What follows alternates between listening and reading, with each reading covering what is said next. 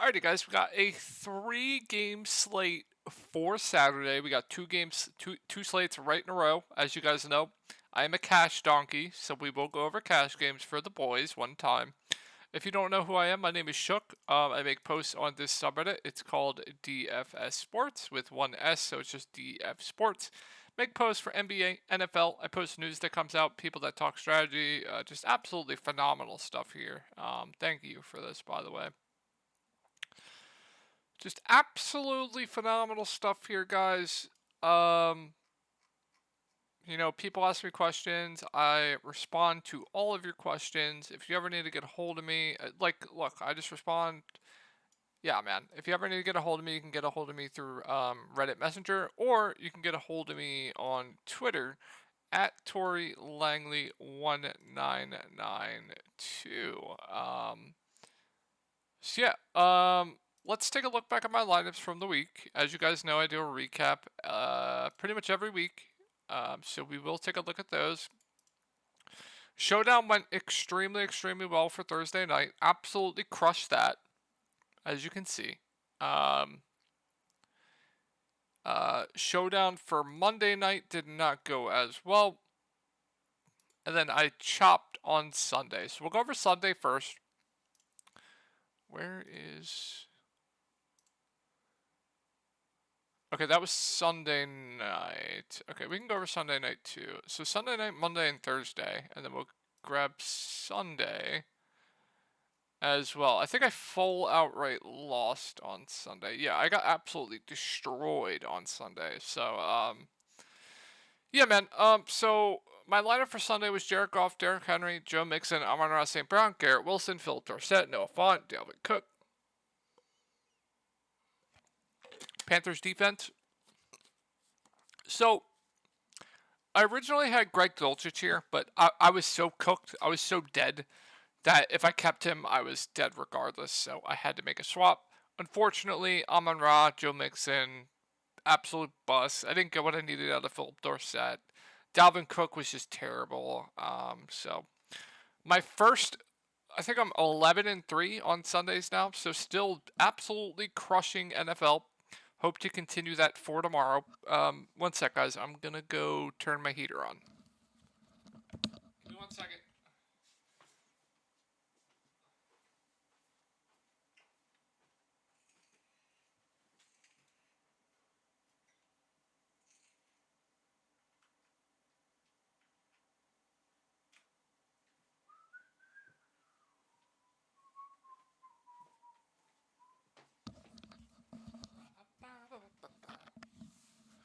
Alright, so I believe this was Sunday night. I chopped, so it wasn't the outcome that I wanted. Unfortunately, I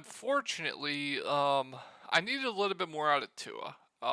Cedric Wilson was good, Herbert was good, Echo was good, Tyreek Hill was good. I believe I bubbled the full cash. I think I was like a point out. Yeah.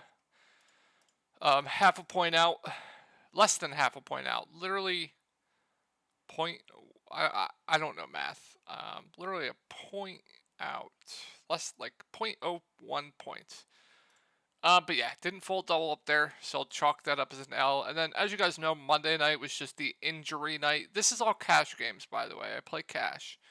It was just an injury night. Nothing I can do about it. And then Thursday night went great. Went CMC, Geno, Brock Purdy, Kenneth Walker, Jason Myers, Raymond McLeod.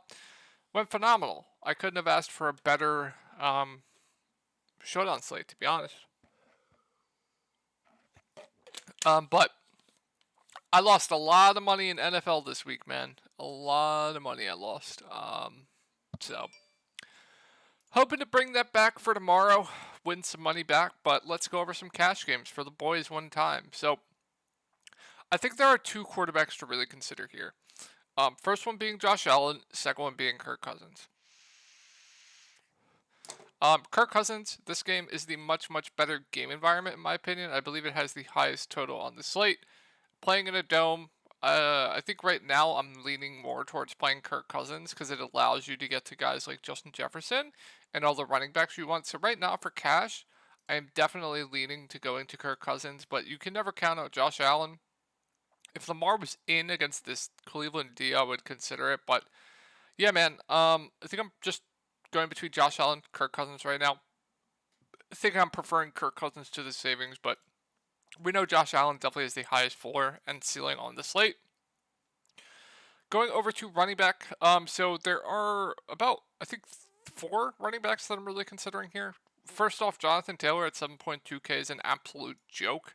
I believe he should be in all of your lineups. I don't think you fade Jonathan Taylor in cash games. In a dome, it's a good matchup against Minnesota. Expectation of touches is, 25 touches in this game. So he looks absolutely phenomenal. Dalvin Cook, I think, looks really good as well.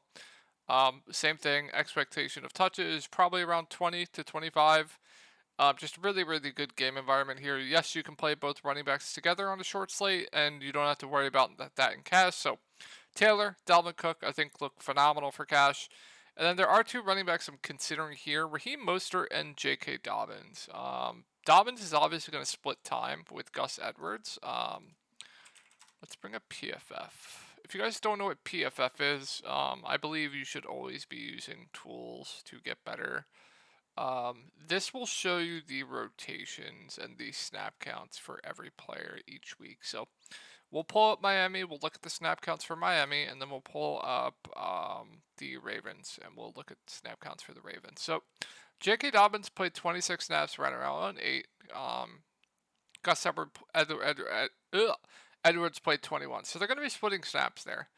Mostert played 37 of the possible 51 snaps, but we do have the possibility of Jeff Wilson Jr. coming back.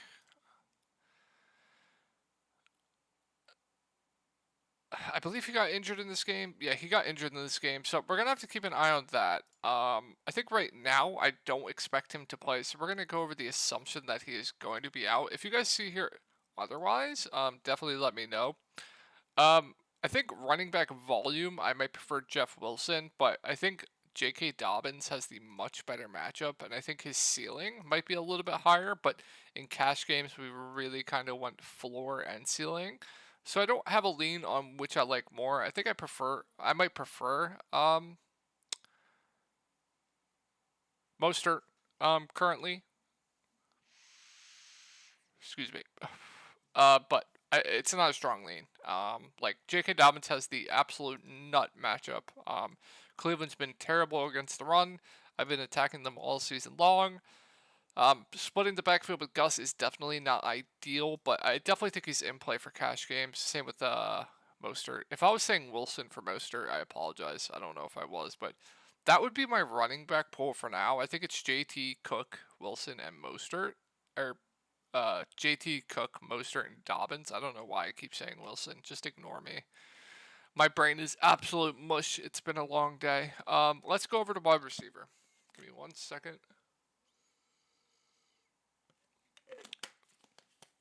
So, I think for cash games, we're clearly going to want to be targeting this Minnesota game. So, I'm going to want to try to get Justin Jefferson in my lineup. Like, I think if you're playing Kirk Cousins, it's probably to try and fit Justin Jefferson in. He just clearly is the best wide receiver play on this slate. In a dome, Indianapolis is definitely not the best matchup, but JD's matchup proof. They could try to shut him down, but clearly highest floor, highest ceiling on the slate, and I think there will be enough money to fit him in. So love Justin Jefferson for cash games. Tyreek's fine, but at that point, I think you just get up to JJ. Stephon Diggs, like I said, is fine. If you don't want to play JJ, I definitely understand getting to Diggs. Waddle, no thank you for cash. Amari, no thank you for cash. Pittman is the other wide receiver that I really, really like for cash games. I think it's just too cheap. Matt Ryan's going to be dropping back a lot. Their O-line isn't specifically good, if I recall correctly, so he's going to have to get the ball out quick. That is extremely good for Michael Pittman Jr., so I think Pittman Jr. is another cash staple, in my opinion. We'll see how that pans out later tonight or tomorrow. I think Thielen is a very strong cash game play as well. 7 targets, 10 targets, 6 targets, 8 targets in 4 of the last 5 games. That's the volume, we'd like to see. This is clearly the best game environment on the slate. I think Thielen is a very strong cash game play. Gabe Davis, listen. Yeah, he's in consideration for cash. Just know the floor is extremely low with him. He's really, really boomer bust. I know optimizers are probably going to try and jam him in, so just be careful there. But I think he's definitely viable for cash games. I think Campbell is definitely viable for cash games as well. Going down a little bit further, I don't think I'm going to be punting with anyone in cash. I don't think it's necessary. I think the lowest I would go is probably Campbell. I think the lowest is I would go.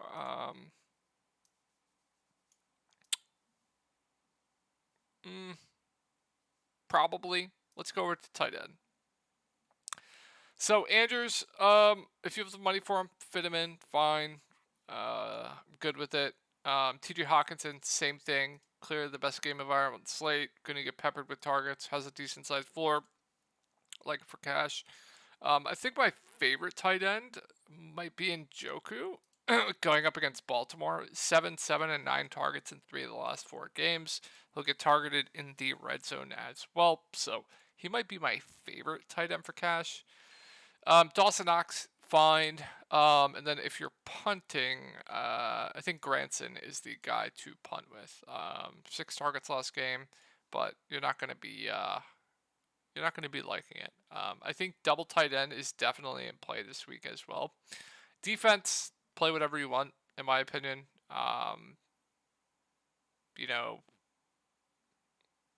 Browns would be preferred, but play whatever you want. I think that goes over cash games. That's the pool that I would have. Going into, I don't even know what else to go over. I guess go team by team. Like, Tuba stacks are fine. Buffalo is not the best spot. Definitely not my favorite stack. We'll go front first. Actually, this game is just going to get absolutely steamed. So Matt Ryan, I think, is an interesting play off Kirk Cousins being absolute chalk. Like I said earlier, he's going to have to drop back a lot. And it's definitely getting off chalk, Jonathan Taylor. So if you want to get different in GPPs, I think that could be a good way to get different. If you do like a Matt Ryan double stack without Jonathan Taylor, you can play Jonathan Taylor with him. It's a 3-game slate. You can definitely break some rules here. But I think that's definitely a smart way to get different in GPPs if you want to get off that Jonathan Taylor chalk. Like I said, Pittman is just too cheap. Very good cash game play. Looking for GPPs as well. If I'm doing a double stack with Matt Ryan, it's probably going to include Pittman and probably Campbell. You can consider Granson. These would be the pass catches that I would have in my pool. And then, like I said, you can play Taylor with him. But I think if you're playing Matt Ryan, it's a way to get off that Jonathan Taylor chalk. Going over the Vikings, so absolutely love Kirk Cousins on the slate. I don't think that's a contrarian take here. I think he's going to be extremely, extremely popular for good reason. I think this spot is good. It's in a dome. I keep mentioning that. You can include Dalvin Cook with him. I don't care. But this is the stack that I'm mainly going to want to be playing with Kirk Cousins. It's a Kirk double with JJ, TJ Hawkinson, and then probably bringing it back with Michael Pittman. I think that is where I want to be for these Kirk Cousins doubles. And then, like I said, we'll go over some breaking rules and stuff in a second. KJ Osborne's playable, but he's more boomer bust. Just not as boomer bust as Gabe Davis. Like, KJ Osborne doesn't have a 20-point ceiling. Gabe Davis has like a 30-point ceiling, so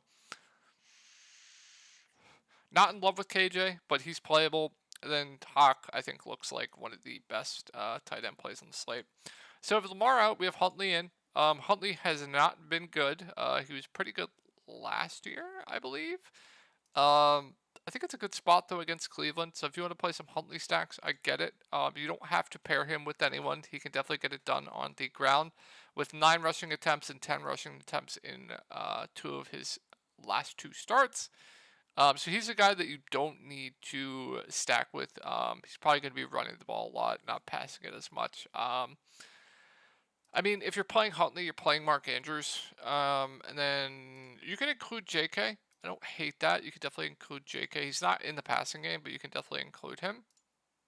And their wide receiving core is just absolutely disgusting. I think if I'm playing Huntley, I'm probably just doing a skinny with Mark Andrews.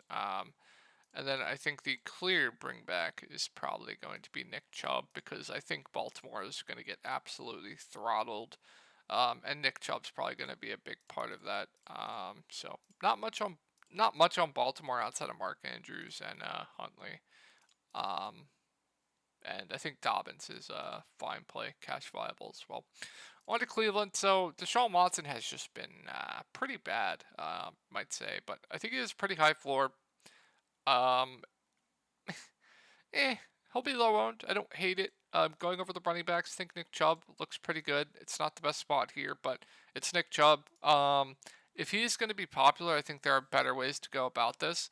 I think he's an interesting pivot off Jonathan Taylor, basically at the same price tag. He's not really going to be involved in the passing game. I think playing with Deshaun Watson honestly absolutely hurts him. I think when he was playing with Brissett, it was much, much better for him. So I think playing with Watson definitely hurts Chubb, but he's completely touchdown reliant at this price tag. He needs to get in the end zone to score a touchdown or to score fantasy points, really, and break off those big runs. So the floor is definitely low with Nick Chubb, but the ceiling is there. You factor in the tough matchup. Just a fine GPP play for me. Wide receivers, I think DPJ is definitely a solid play. 12 targets last game. Has a super, super high ceiling. If they can connect with him deep, I don't hate DPJ. Amari Cooper is the clear number one. I don't hate him either. These are all just fine GPP plays for me. And then I think Njoku looks really good as a tight end. Just getting absolutely insane usage right now. He's playing pretty much 100% of the snaps, so I really like Njoku on the slate. And then going to the last game, I think this game is the most interesting game because the Indianapolis and the Minnesota game is going to be absolute chalk. So I think this Buffalo Miami game is going to be a little bit lower owned than it should be. So I like Tua doubles. I do. I like Tua doubles and I like Josh Allen doubles. The only thing is they're expensive. So if you're doing this, maybe go like Waddle, Tyreek, or Waddle Sherfield. Waddle has been extremely, extremely quiet of late, but we know he has an extremely high ceiling. Tyreek, I don't have to go over why he's a good play. I think you guys understand that. But these doubles are going to get extremely, extremely underowned in my opinion. Trent Sherfield is just a dart throw. Nothing more than that. And then what they're doing with Gesicki is just an absolute crime. They deserve to be fired for what they're doing. So can't get to any of these tight ends. But I love Tua doubles. They're going underowned. And I love Josh Allen doubles for GPPs. I think in GPPs, getting away from this game is smart. I think in cash, playing this game is smart. So I think that's how we want to attack it, in my opinion. But yeah, Josh Allen doubles are going to be extremely, extremely hard to get to with the pricing. I think if I was doing it, it would just be Stephon Diggs, Gabe Davis, just extreme high ceiling combo with Gabe and Diggs. Diggs has that high floor and that ceiling. Josh Allen has that floor and that ceiling. We saw them play them, I believe, a few weeks ago, and Josh Allen threw the ball like 100 times, if I recall correctly. Yeah, he threw the ball 62 times, 63 times, and the game was only at 19-21. And he scored 30 fantasy points. So, yeah, love Josh Allen for GPPs, especially with him going underowned. McKenzie, just a dart. I believe last Island game he absolutely destroyed. Yeah, it was this Detroit game. But just a dart. Dawson Knox, completely touchdown reliant. 7 targets, I think he's definitely an outlier. Probably averages in that like 3 to 4 target range. Just a dart. I prefer Njoku for a similar price tag. And I think that's it, guys. So let's talk about like breaking rules and stuff. So obviously you guys understand like in regular tournaments you're doing a double stack. This is just pure example, and then a bring back. So since this is a 3-game slate, you can do whatever you want. You don't have to stack. You don't have to bring it back. I would personally bring it back. I definitely suggest you to do so. But you don't have to, and you can absolutely stack one game. So if you could completely do this, you could do this, you could do this, you could do this, and you could even go to TJ Hawkinson and completely full stack this game. Like you can break rules on 3-game slates. Don't be scared to like live and die by correlation. I think you should still correlate, but you can mega correlate and just absolutely go ham and stack games. So yeah, hope this helped, and I will talk to y'all tomorrow.